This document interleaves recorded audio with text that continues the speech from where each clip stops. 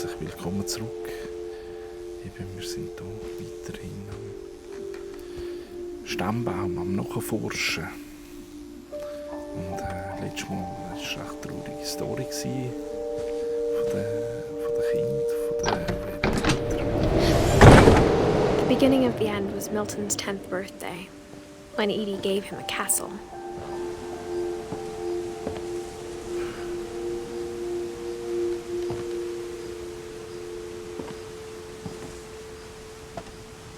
Milton, 1992 bis. After Milton disappeared, the only thing he left behind was a room full of paintings.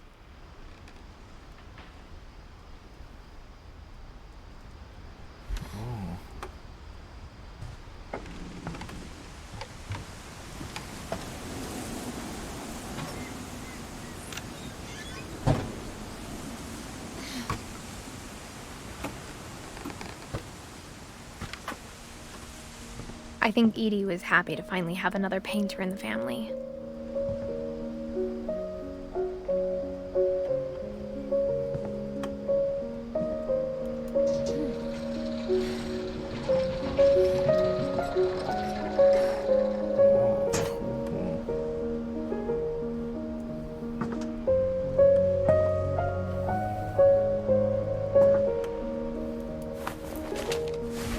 Milton Finch in The Magic Paintbrush.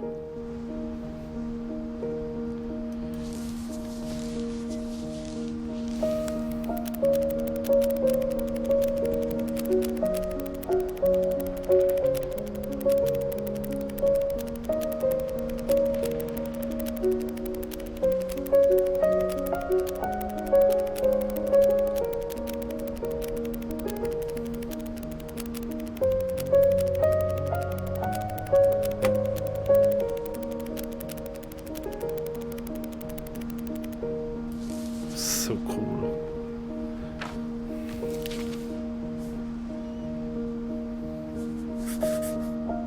I was 4 when Milton disappeared.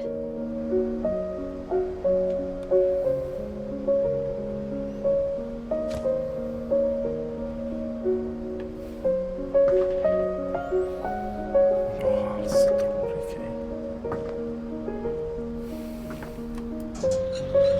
Mom spent months searching for my brother. Then she sealed the doors.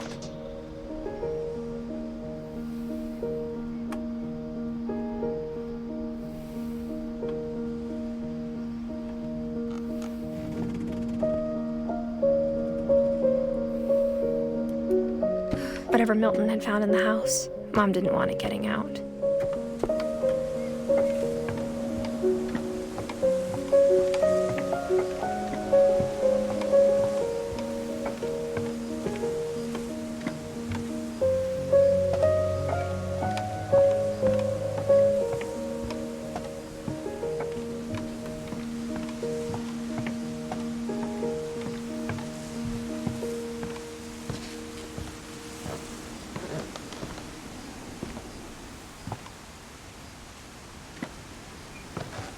Mom definitely blamed Edie, but I think Louis blamed himself.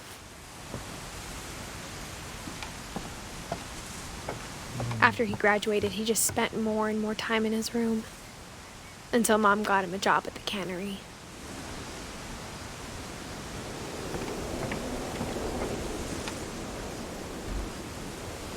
Everyone always told me to stay out of Louis's room, except Louis.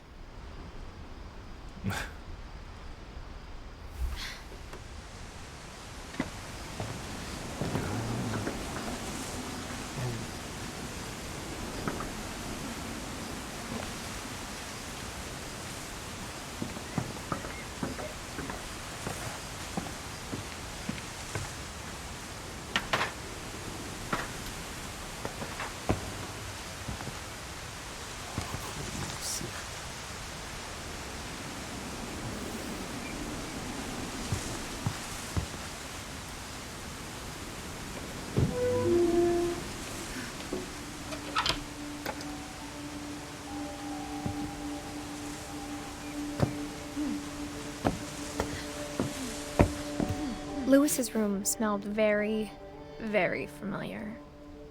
that part of him lived on.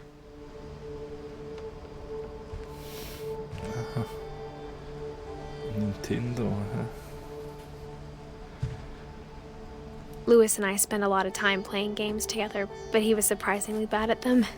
He died a lot.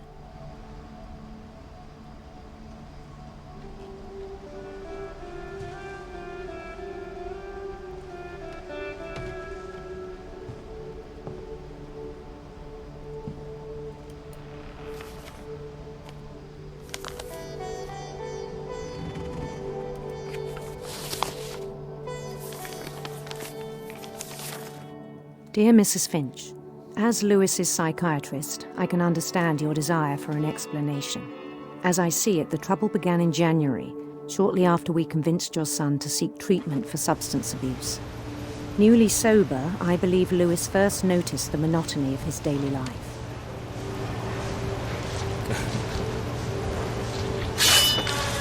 He kept working at the cannery, but he withdrew past himself. In our sessions, I saw the same behavior. His mind began to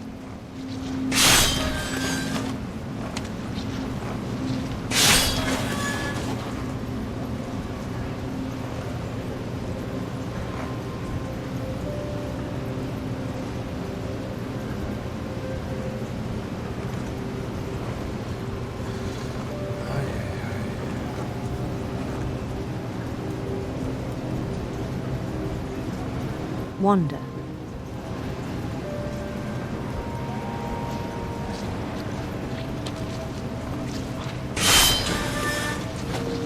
I asked him to describe it.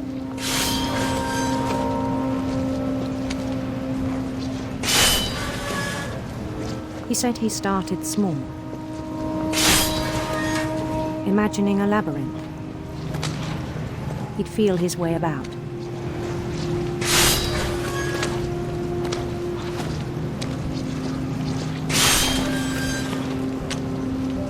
Then something moved. Bats.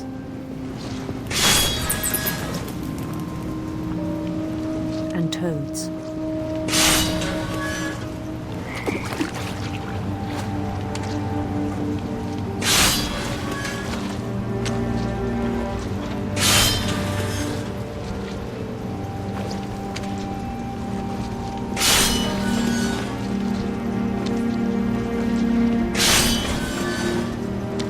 And things that have not names.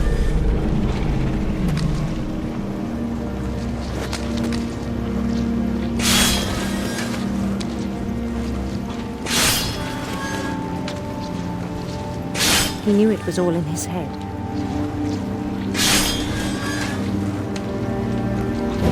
He took it very seriously. I had hoped he'd find himself.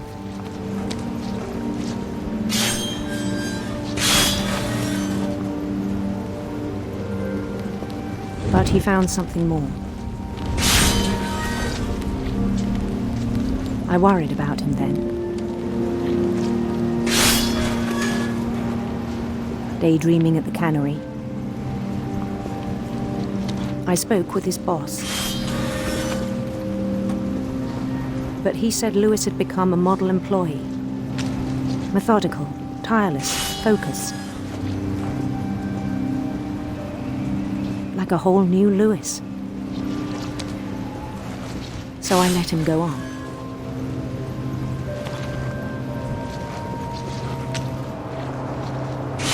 I even encouraged him. It seemed very promising at first. He told me he'd made a new friend.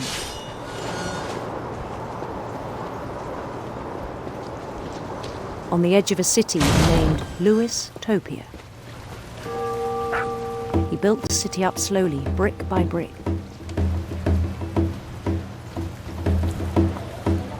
Then he made musicians.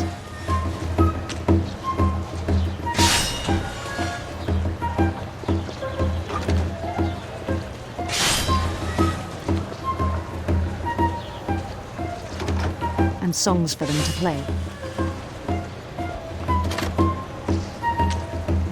talked about starting a band. And he was always humming something. Every day his imagination grew stronger.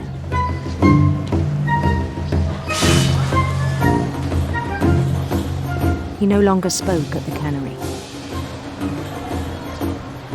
But his chopping was as reliable as ever. Then one day it struck him that all the cheering crowds, even the stones under his feet, were all in his imagination, so he could do whatever he wished.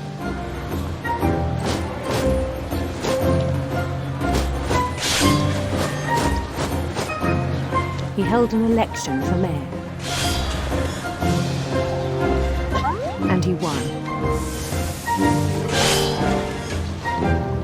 They begged him to stay, but his mind was already wandering. It became a game for him.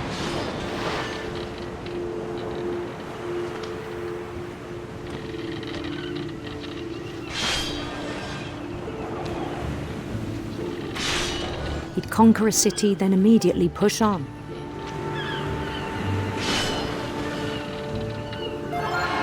New Louisville.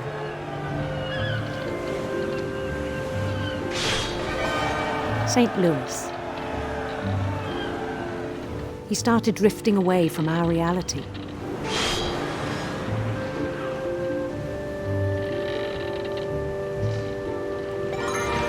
Minneapolis.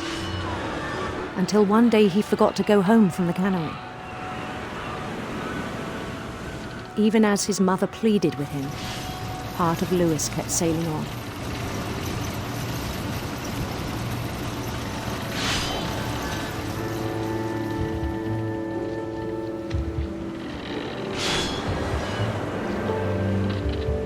In Louisburg, he heard rumors of a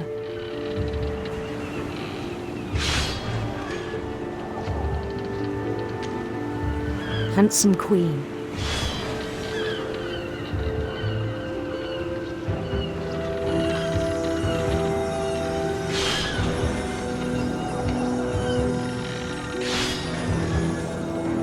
The queen was on her own quest for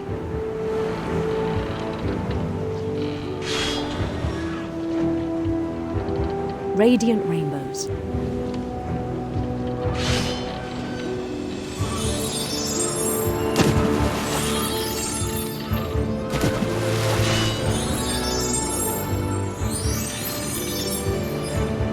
He followed the sound of her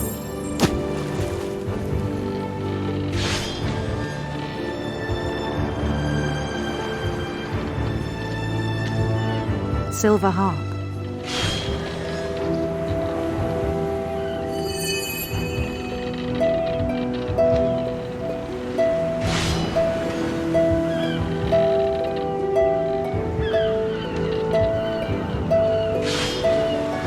His chase led him to a golden palace east of the sun and west of the moon.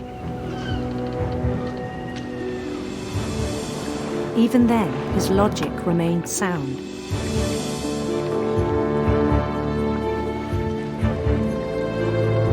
He knew the world was all in his imagination.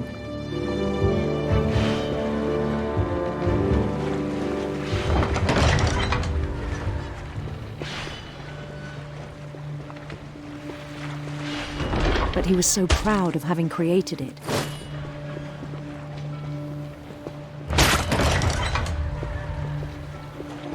In his own eyes, he'd become something greater than a king.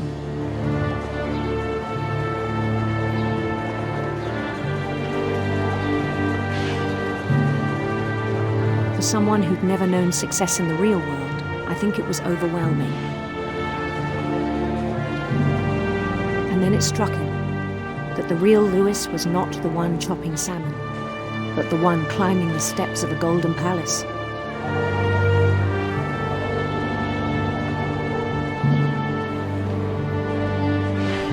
My imagination is as real as my body, he told me. It was hard to argue with him.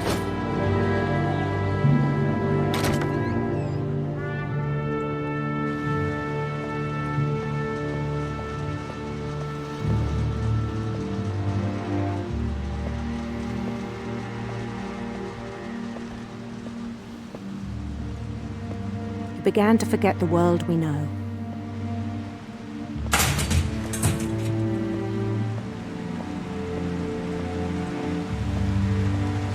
I think it pained him to remember Lewis, the cannery worker.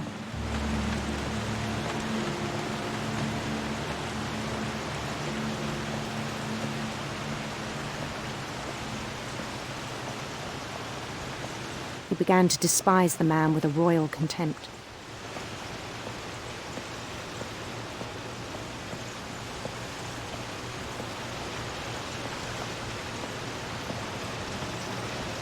I still thought I could save him. Even after he said he was being crowned king over all the lands of wonder.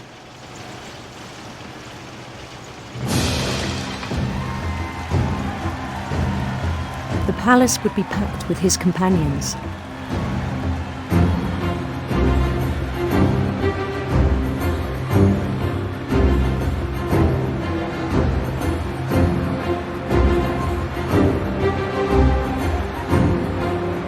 Including the wise Calico who'd insisted on inviting him.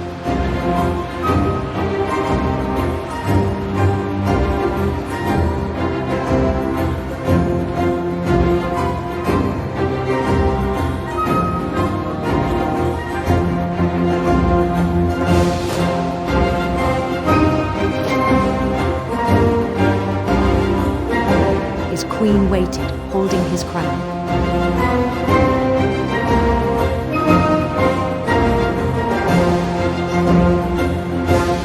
There was only one thing left to do.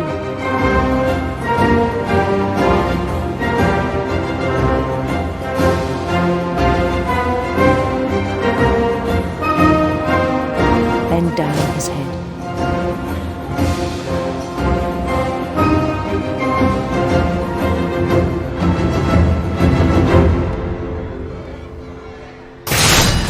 And the rest I think you know. Mrs. Finch, your son was a kind man who will be missed by all of us who knew him.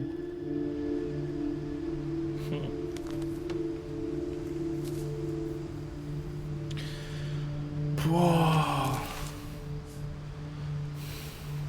My brother was really cool. I wish you could have met him.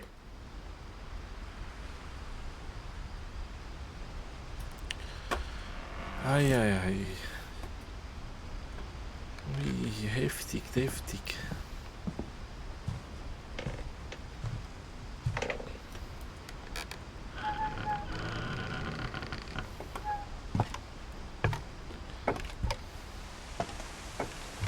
On the way back from Lewis's funeral, my mom told me to start packing.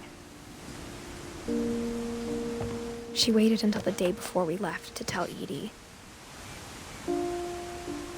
I'm not sure if she wanted to make it easier or harder.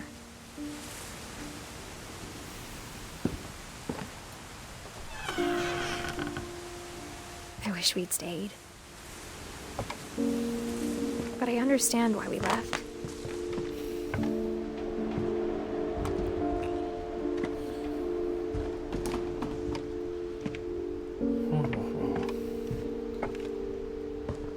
My mom ended up leaving everything behind.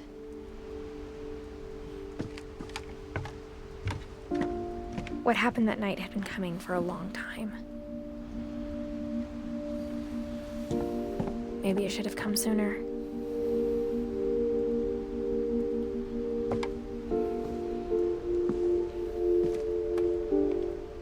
But it had to end one way or another. All that's left now is to tell you about that last night.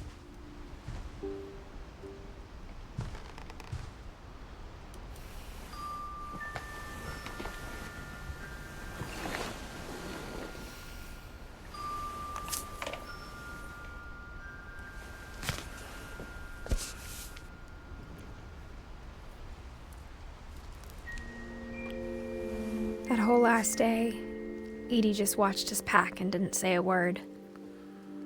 Until supper, when she raised her glass and said, "To our final night together, and all our final nights apart." Grandma, you know what I said about alcohol. Some of your medications are very Edith, specific. I left a present for you in the hallway. Why don't you go open it? The grown-ups have to argue now. I'm sorry, you're right. We're all leaving tomorrow. Let's just enjoy our last... I'm not leaving. Edith, you're excused.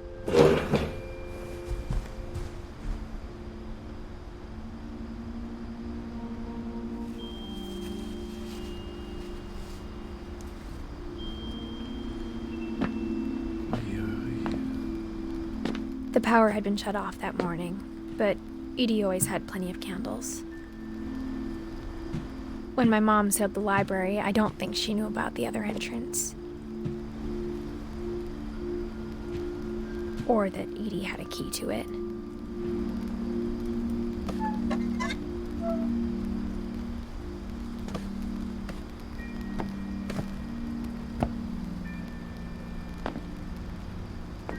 That thing you're afraid of isn't going to end when you leave the house.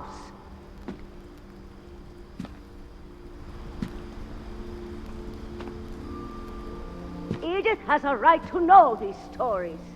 My children are dead because of your stories. I think it's best if Edith and I leave tonight.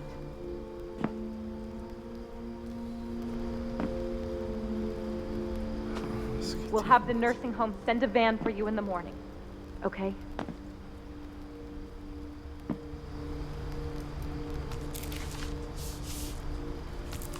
Dear Edith, there's so many stories I wish I could tell you, but there's only time for one. This is about what happened on the night you were born. That night, the tide went way, way out.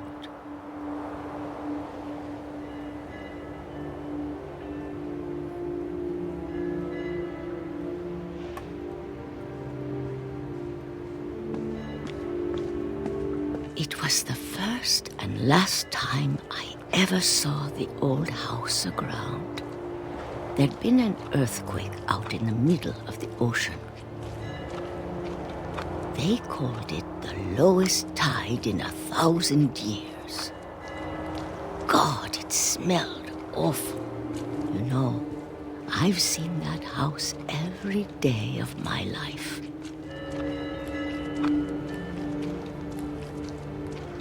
I never thought I'd go back to it.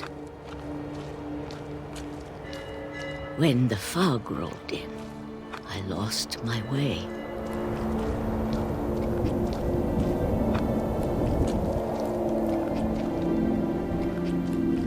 I got turned around.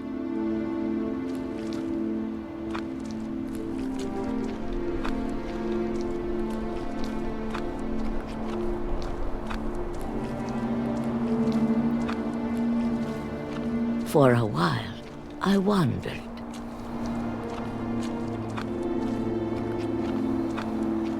I started seeing things.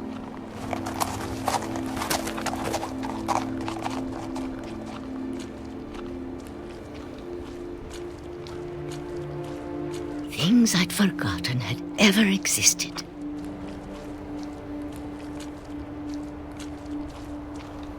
But when I saw them, they felt like old friends. That night, a lot of things came back to me.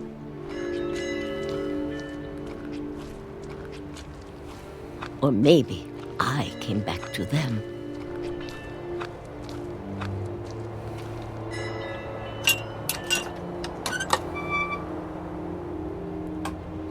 Things I can't explain, but that I need you to try and... Edith, what are you doing in here? It's mine! Edith! Mom, you're gonna rip it! Let go! I kicked and screamed, but Mom dragged me to the car. I never saw Great-Grandma Edie again. The next morning, the van came to pick her up, but she was already gone. After that, we moved around a lot.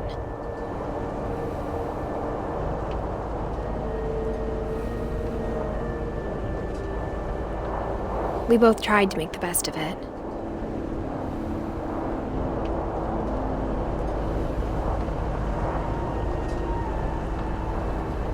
A few years went by.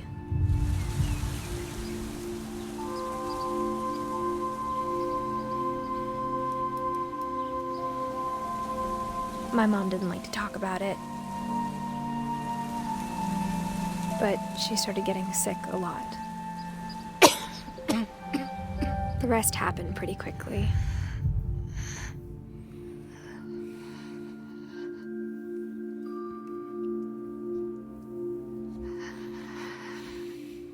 She got better for a while, and then she didn't. And then I was alone. The last Finch left alive.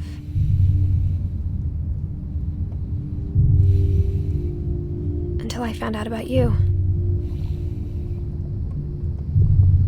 I'm still not sure what to tell you about all this. If we lived forever, maybe we'd have time to understand things. But as it is, I think the best we can do is try to open our eyes. And appreciate how strange and brief all of this is.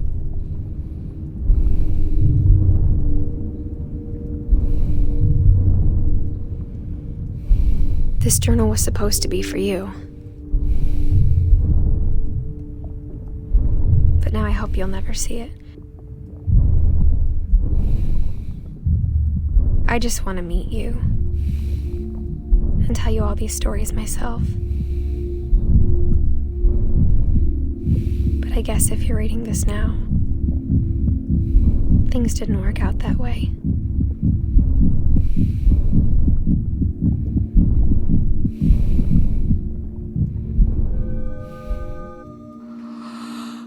This is where your story begins. I'm sorry I won't be there to see it. It's a lot to ask, but I don't want you to be sad that I'm gone. I want you to be amazed that any of us ever had a chance to be here at all. Good luck.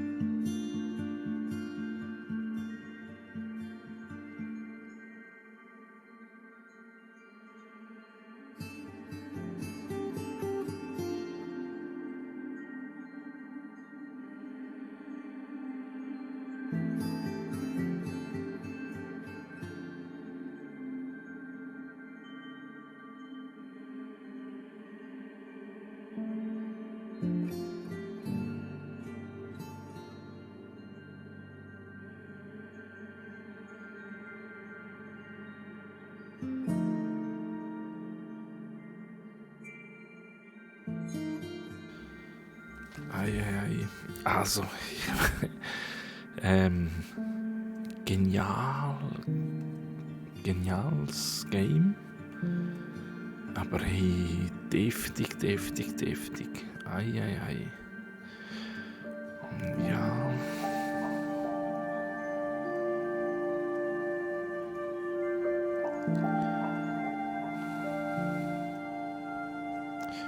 Phänomenal und einzigartig.